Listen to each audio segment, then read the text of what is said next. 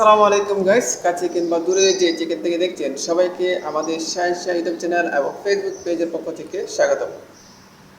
বাংলাদেশে ভিসা চালু করে দেওয়া হোক এ বিষয়ে কিন্তু আপনার বিভিন্ন রকমের মিটিং হয়েছে বিভিন্ন জায়গা থেকে অফিসিয়ালিভাবে।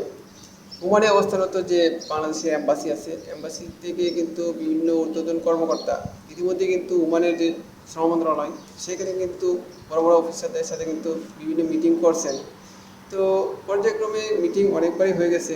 সেক্ষেত্রে একটা বিষয় উঠে আসছে যে একটাই প্রশ্ন ছিল যে বাংলাদেশিদের বিষয়টা কবে নাগাদ চালু করা যেতে পারে, কবে নাগাদ চালু হবে এবং কী কী বিষয় সমাধান হলেই পরবর্তীতে বাংলাদেশের বিষয়টা চালু হবে।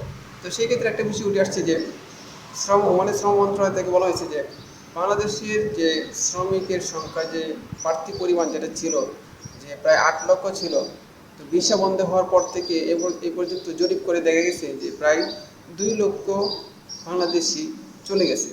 তার মধ্যে বেশিরভাগই ছিল যে অবৈধ এবং ফ্রি ভিসার যারা আসছিল, অনেকে কাজ ছিল না, কাজ পাইতো না, তো তারাও কিন্তু অনেকেই চলে গেছে। তো সেই হিসেবে প্রতিনিয়তই কিন্তু বাংলাদেশিদের প্রবাসী সংখ্যা অনেক কমতেছে এবং অবৈধতার সংখ্যা প্রায় অনেকটাই বাংলাদেশিদের কমে গেছে।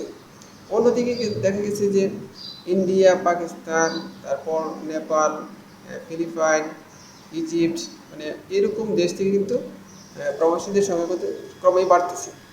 তো সেই দিক থেকে এখন তুলনামূলকভাবে বাংলাদেশের প্রবাসীর সংখ্যা অনেকটাই কমে গেছে। যেহেতু 2 লাখ চলে গেছে, যখন বাংলাদেশের ভিসা বন্ধ করে দেওয়া হয় সেই মুহূর্তে বাংলাদেশিদের প্রবাসীর সংখ্যা ছিল মানে প্রায় 8 লাখ।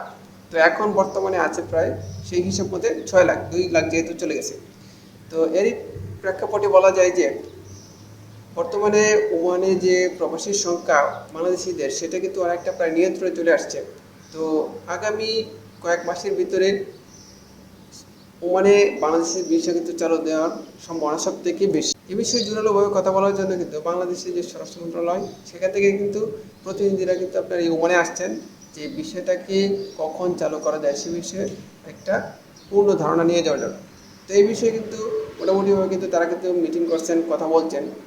তো সেখানে বলা হয়েছে যে নতুন চুক্তি প্রণয়ন করা হবে, অর্থাৎ বাংলাদেশিদেরকে একটা নির্দিষ্ট একটা সংখ্যা দেওয়া হবে যে এত লক্ষ লোক আসতে পারবে, পরবর্তীতে বিষয় অটোমেটিক্যালি বন্ধ করে দেওয়া হবে।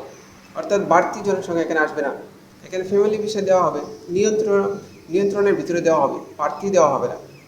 ট্যুরিস্ট বিষয় আসবে, ট্যুরিস্ট বিষয়টাও কিন্তু আপনার এখানে গুরুত্বপূর্ণ, কারণ ট্যুরিস্ট পর্যটন বৃদ্ধি করার লক্ষ্যে কিন্তু সুলতানাত ওমান কিন্তু বিভিন্ন রকমের কার্যক্রম করতেছে। এই ট্যুরিস্ট পর্যটনকে সমৃদ্ধ করার জন্য কিন্তু জিসিসি ভিসা নামক ভিসা চালু করছে, যেটাকে 6টা দেশ নিয়ে কিন্তু গঠিত করা হয়েছে এই ভিসাটা।